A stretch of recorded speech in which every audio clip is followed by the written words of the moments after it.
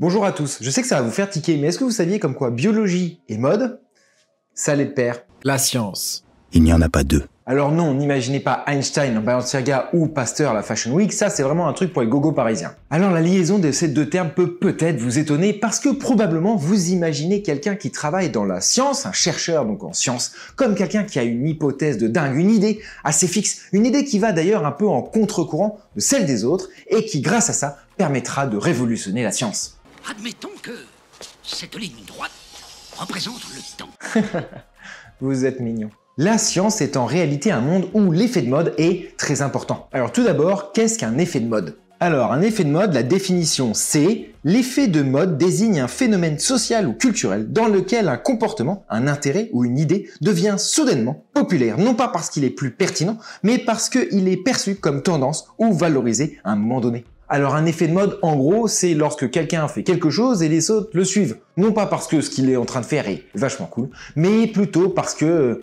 juste parce que les autres le font, quoi. Alors attention, avant vous me disiez comme quoi c'est vraiment quelque chose de purement humain, parce que les animaux, eux, les vrais animaux, ils pensent au bien commun. Ils vont pas penser qu'à des trucs aussi vils que des effets de mode. Alors sachez que c'est complètement faux, c'est un phénomène qui se retrouve aussi chez les animaux. En effet, il a été démontré qu'en 2014, un chimpanzé qui s'appelait Julie mettait une petite branche d'herbe au niveau de son oreille. Et alors attention, ce truc-là ne servait absolument à rien en termes purement d'évolution, voire même aussi de reproduction. Ce truc-là ne servait absolument à rien, à part un effet de style. Pour Julie en tout cas, parce que de mon côté, je trouve ça un peu éclaté. Et alors, fait incroyable, il a été démontré que les autres chimpanzés qui vivaient avec Julie avaient commencé eux aussi à mettre de l'herbe au niveau de leurs oreilles. Alors qu'encore une fois, ça ne servait à rien. Ça avait commencé d'ailleurs, principalement, par les singes qui voyaient le plus souvent Julie, c'est-à-dire son fils. Donc non, la mode n'est pas quelque chose de uniquement humain.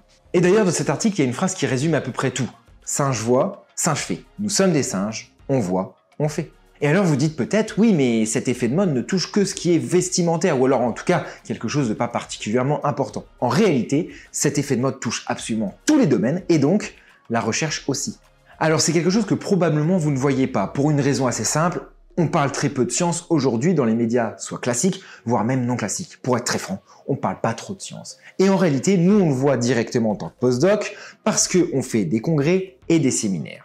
Alors les congrès et les séminaires, pour vous résumer, c'est un événement qui arrive une fois par an, dont les chercheurs du monde entier vont, principalement si la destination est paradisiaque, il faut le dire. C'est dure en gros aux alentours de 4 jours, avec des présentations qui durent de 30 minutes, ça commence de 8h à 19h30. Bref, c'est assez relou, il faut le dire, et vous dites peut-être oui, c'est pas vraiment du boulot, c'est un peu des vacances déguisées quand même. Non.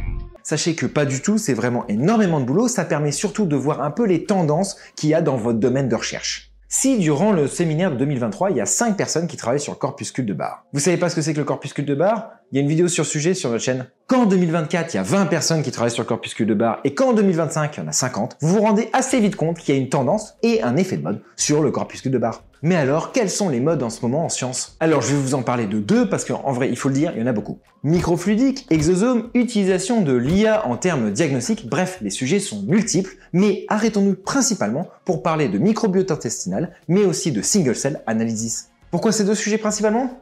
Parce que sans déconner, je commence vraiment, mais alors vraiment, à les détester. Commençons par le microbiote intestinal. Déjà, le microbiote intestinal, qu'est-ce que c'est? Putain. Qu'est-ce que c'est ce truc? Le microbiote, c'est l'ensemble des micro-organismes qui vivent dans un organisme. Donc le microbiote intestinal, ce sont toutes les bactéries, levures, champignons, etc. qui sont présents dans notre intestin et qui nous aident à digérer. D'ailleurs, aujourd'hui, il est assez reconnu que cette microbiote intestinal aurait un effet sur certaines maladies, mais aussi sur notre cerveau. Le microbiote intestinal est quelque chose qui est connu depuis assez longtemps en réalité, le 19e siècle. Mais en réalité, l'étude et l'analyse aussi massive en termes de patients, mais aussi en termes du nombre de bactéries qu'on peut analyser aujourd'hui, ne date environ que depuis les années 80. Et la connexion entre le cerveau et les intestins, c'est connu depuis très longtemps. Déjà dans les travaux d'Hippocrate, on pouvait retrouver l'utilisation du lait contre des maladies gastro-intestinales. Ou alors la transplantation fécale qui était une technique courante, que ça soit dans la médecine chinoise mais aussi dans la Grèce antique. Alors vous imaginez bien que depuis des siècles, l'intérêt de la science par rapport au microbiote intestinal a évolué. Par contre, ce qui est vrai, c'est qu'on peut voir que depuis les années 2000, il y a un vrai engouement sur ce sujet. Mais alors, depuis 2017, il faut le dire, cet engouement a juste explosé. On entend le terme microbiote intestinal juste partout, que ce soit les articles scientifiques, les revues scientifiques, mais aussi les médias classiques et voire même vos influenceurs préférés. D'ailleurs, suivez-nous sur Insta. Et donc, tout le monde en parle. Et comme j'ai dit auparavant, singe entend, donc singe fait. Mais pourquoi cet engouement spécifiquement depuis 2017 ? Si pendant des années, le microbiote intestinal est tombé en désuétude, c'est pour deux raisons. Principalement, c'est que, il faut le dire, on n'avait juste pas la technologie assez avancée pour pouvoir faire ce qu'on voulait faire, c'est-à-dire voir la totalité du microbiote intestinal. Et ensuite, en deuxième raison, c'est qu'il faut le dire aussi, c'est que quand on a pu le faire, ça coûtait beaucoup trop cher, donc c'était infaisable. Alors aujourd'hui, en fait, il faut le dire, c'est plus trop le cas, les technologies sont complètement assez avancées, ce qui permet premièrement d'avoir quelque chose de pas trop cher, deuxièmement d'avoir des résultats assez rapidement, et troisièmement, étant donné que c'est pas trop cher, on peut faire des analyses sur un très grand nombre de bactéries présentes dans le microbiote intestinal, mais aussi sur un très grand nombre de patients, ce qui permet ainsi de se rapprocher au plus proche de la réalité.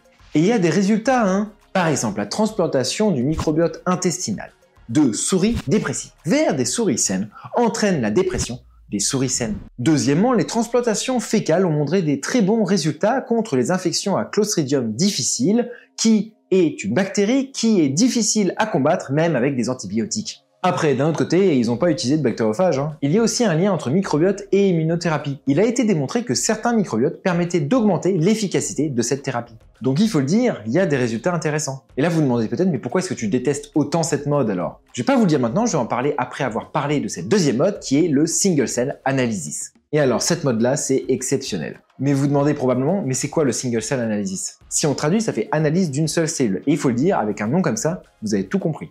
Différentes technologies existent à l'hôpital, mais aussi au laboratoire. Lorsque vous êtes malade et que vous arrivez, on vous fait plusieurs choses, très probablement. C'est-à-dire une prise de sang, voire même peut-être une biopsie. La biopsie, c'est lorsqu'on vous prend un petit bout de tissu. Ce qui se passe ensuite, c'est qu'on va séparer les cellules qui sont malades des cellules qui ne sont pas malades. Et ensuite, on va les analyser. Et dans les cellules malades, il faut savoir, c'est que on ne pouvait pas les analyser une par une. C'était pas possible. On analysait donc 10 000 cellules par 10 000 cellules. Et quand je dis analyser, on regardait principalement les ARN parce que c'est quelque chose qui nous intéressait directement.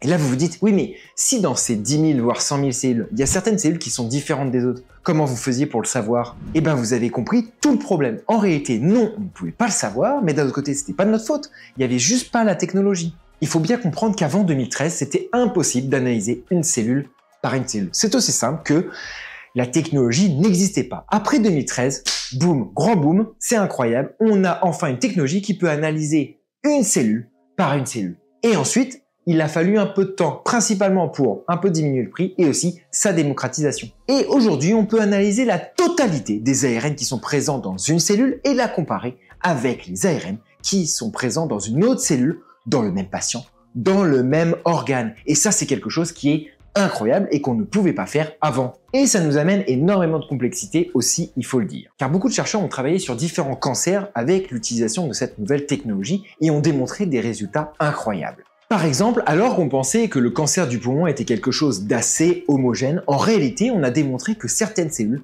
même si elles étaient l'une à côté des autres, en réalité étaient excessivement différentes. Ce qui veut dire que dans un même cancer du poumon, les cellules sont extrêmement hétérogènes. Par exemple, juste ici, vous avez des cellules qui sont un peu rouges et juste ici, des cellules qui sont vraiment très vertes. Et ensuite, on va faire un ratio entre les cellules vertes et les cellules rouges pour donner un pronostic. Et en réalité, il a été démontré que si vous aviez, par exemple, plus de cellules rouges que de cellules vertes, vous aviez un meilleur pronostic que l'inverse. Et ça, c'est quelque chose qu'on ne pouvait pas savoir avant. Bref, certains résultats sont vraiment super intéressants. Oui, certains résultats, juste certains. Oui, parce que c'est un peu comme le microbiote. En réalité, oui, effectivement, il y a des résultats qui sont vraiment impressionnants, mais aussi extrêmement intéressants. Mais il faut le dire, sur la totalité des articles qui sortent sur ces deux sujets, très franchement, il y en a 60 voire 70% dont, mais alors j'en ai strictement rien à...